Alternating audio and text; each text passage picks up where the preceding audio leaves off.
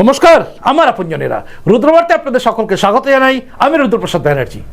অনেক দিন পরে শুভেন্দু অধিকারী আজকে সেই উক্তিটা করেছেন, যে উক্তিটা শোনার জন্য গোটা বাংলা হয়তো মুখিয়ে ছিল।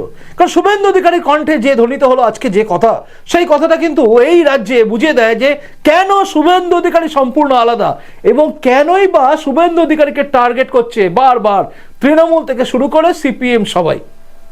কেন জানেন? চলুন সামনে শুরু করা যাক এই মুহূর্তের রুদ্রবার্তা। আপনারা জানেন 2026-এর নির্বাচন দোরগোড়া এসে গেছে। এসআইআর হয়ে গেছে, এসআইআর এর খসড়া লিস্ট বেরিয়ে গেছে, এরপরে ফাইনাল বেরোবে। সব কিছু চলছে, সবার মনের মধ্যে চিন্তা আছে যে এবারে এই সরকার যাবেই। আর এইরকমই যখন চিন্তা ভাবনা চলছে, তখন আরও একটা কথা কিন্তু আকাশে বাতাসে ভাসছে, সেটা হচ্ছে শুভেন্দু অধিকারী হচ্ছে আগামী দিনের মুখ্যমন্ত্রী। কিন্তু তিনি আজকে যে কথাটা বলেছেন, সেই কথাটা বুঝিয়ে দিচ্ছে যে তার যোগ্যতাটা কতটা, মানে তিনি কোন জায়গায় আছেন। যে কথাগুলো বলার ক্ষমতা কারোর হয় না, সেই কথাগুলো কিন্তু বারংবার শুভেন্দু অধিকারী বলে দেন। তাই শুভেন্দু অধিকারী সকলের নয়নমণি হয়ে যান। আজকে যখন আমাদের প্রাক্তন প্রধানমন্ত্রী স্বর্গীয় অটল বিহারী বাজপেয়ীজির জন্মদিন পালন করা হচ্ছে চারিদিকে, সেরকমই একটি বিরাট বড় অনুষ্ঠান রাজ্যের তরফ থেকে যেটা করা হয়েছে, সেখানে আজকে শুভেন্দু অধিকারী সকলের সামনে যে কথাটা বলেছেন না, কার্যত নাড়িয়ে দিয়েছে সবার মনকে। পারেন একমাত্র শুভেন্দু অধিকারী বলতে। কেন বলছি শুনুন সবটা। যখন অন্য দল তার কাছ থেকে সব কেড়ে নেয়, তার রাজনীতি করার সুযোগ থাকে না, তখন সে অন্য দলের কাছে আশ্রয় চায়। অন্য দল তাকে মেম্বারশিপ দেয়, তার যোগ্যতা অনুযায়ী কাজে লাগে।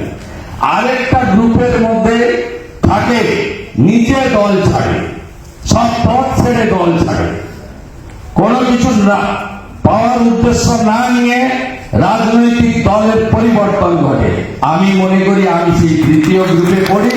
5টা দপ্তর ছেড়ে, 3টে বড় ব্যাংকের চেয়ারম্যান ছেড়ে আমি ভারতীয় জনতা পার্টিতে এসেছি।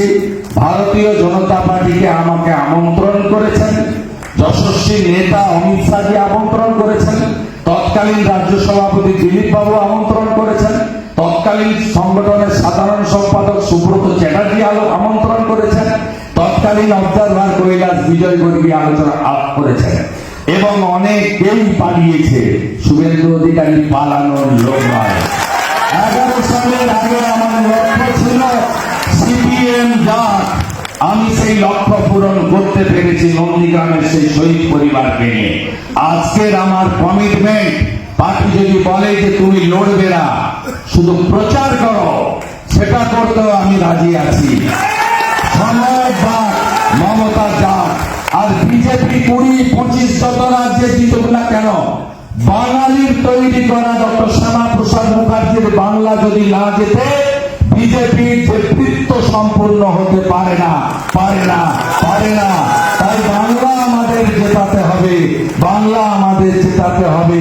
একসঙ্গে মিলে আমরা, বিজেপি মানে নট আমি, বিজেপি মানে আমরা, আমরা, আমরা, আমরা। সবাই ভালো থাকবেন। নমস্কার। ভারত মাতা কি, ভারত মাতা কি, সনাতন ধর্ম কি। শুনলেন? আসলে এই কথাটা না, যে কথাটা তিনি বলেছেন, এই কথাটা বলার ক্ষমতা অনেক নেতারই নেই। আপনি বলছেন কেন? তৃণমূল কংগ্রেসগুলোকে আপনি তাকিয়ে দেখুন তো, তৃণমূল কংগ্রেসে কি হয়। একটা নেতা দাঁড়ানোর জন্য টাকা খরচা করে দেয়, ওকে সরানোর জন্য সে খরচা করে। প্রত্যেকটা রাজনৈতিক দলে কে দাঁড়াবে সেটা নিয়ে লড়াই চলে। কিন্তু শুভেন্দু অধিকারী অম্লান বদনে বলে দিতে পারেন যে আমাকে টিকিট না দিলেও হবে, আমাকে যদি বলা হয় শুধু প্রচার করতে, আমি প্রচারই করব, কিন্তু এই সরকারকে উৎখাত করব। আর এখানেই আলাদা হচ্ছে শুভেন্দু অধিকারী। তিনি কিন্তু পরিষ্কার করে বলে দিলেন এবং বুঝিয়ে দিলেন, যেটা আমরা জানি, এটা একদম বাস্তব সত্যি, যে তিনি সব ছেড়ে এসছেন, সব ছেড়ে এসছেন। কোনো দল থেকে তাকে সরিয়ে দেওয়া হয়েছে, তারপর তিনি এসছেন, কোনো জায়গায় যাওয়ার নেই সেটা নয়, তিনি সব ছেড়ে এসেছেন। অর্থাৎ একজন মানুষ চাইলেই একদম তৃণমূলে থাকতে পারতেন, যে সুযোগ সুবিধাগুলো পাচ্ছিলেন সেগুলো নিয়েই কাটাতে পারতেন আজীবন, কিন্তু তিনি সব সুযোগ সুবিধা সব ছেড়েছেন। এবং তিনি জানতেন যে তৃণমূল কংগ্রেস, যখনই তৃণমূল কংগ্রেস তিনি ছাড়বেন, তখনই রাজ্যের পুলিশকে লেলিয়ে দেওয়া হবে তার বিরুদ্ধে, বিভিন্ন কেস এসে যাবে, তিনি সব জানতেন। সব জেনে সব শুনে তারপরেও তিনি কিন্তু ভারতীয় জনতা পার্টিতে এসেছিলেন সব ছেড়ে। উদ্দেশ্য একটাই, এই রাজ্যের পরিবর্তন। এবং পরিবর্তনের জন্য শুভেন্দু অধিকারী 2021 থেকে এই 25-এর শেষ পর্যন্ত কন্টিনিউয়াস খেটে গেছেন। আমি 21 বলছি এই কারণে, কারণ 2020-তে শুভেন্দু অধিকারী জয়েন করার পরে তারপরে 21-এর নির্বাচনের পরে বহু তৃণমূল থেকে আসা পরিযায়ী পাখি বা পরিযায়ী নেতা পালিয়ে গেছে। যেই দেখেছে প্রতিকূল পরিস্থিতি পালিয়ে গেছে, যেই দেখেছে জিতে গেছি পালিয়ে গেছে, যেই দেখেছে হেরে গেছি পালিয়ে গেছে। অর্থাৎ পালিয়ে বাঁচতে চেয়েছে, কারণ সবাই চায় স্রোতে ভাসতে।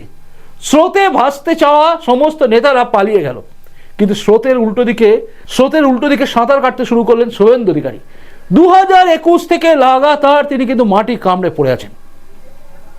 তৃণমূল তো তাকে দোষারোপ করেইছে, এমনকি বিজেপির মধ্যে অনেক লোক যারা তৃণমূলের হাতে তামাক খেত তারা পর্যন্ত শুভেন্দু অধিকারী বিরোধিতা করেছে, তারা পর্যন্ত করেছে। আপনারা জানেন হাওড়া সদরের এক নেতা সরাসরি শুভেন্দু অধিকারীর বিরুদ্ধে বলেছিল, কিন্তু যেই মুহূর্তে তাকে পার্টি থেকে সরিয়ে দেওয়া হলো স্বরূপ ধরা পড়ে গেল, সঙ্গে সঙ্গে সে তৃণমূলে চলে গেল।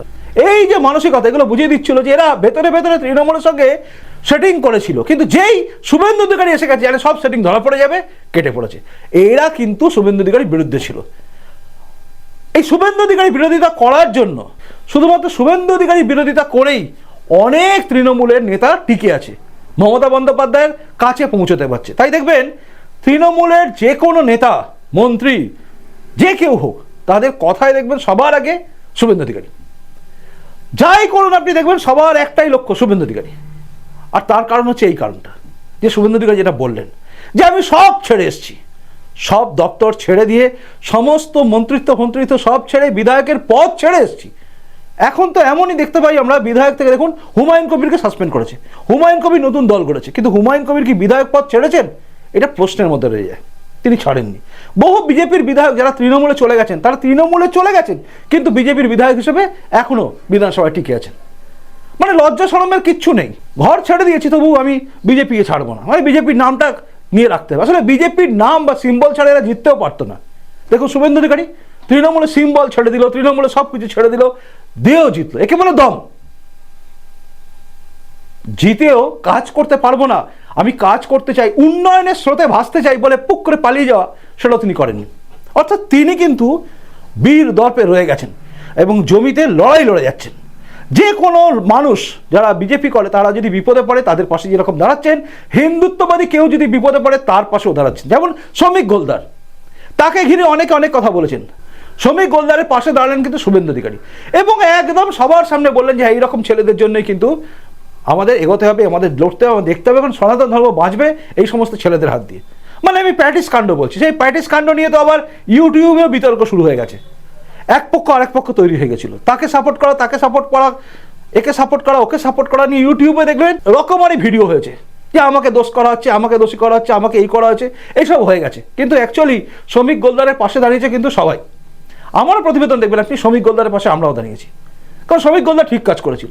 আর এই সমস্ত মানুষের পাশে কিন্তু সবার আগে দাঁড়িয়ে যান শুভেন্দু অধিকারী।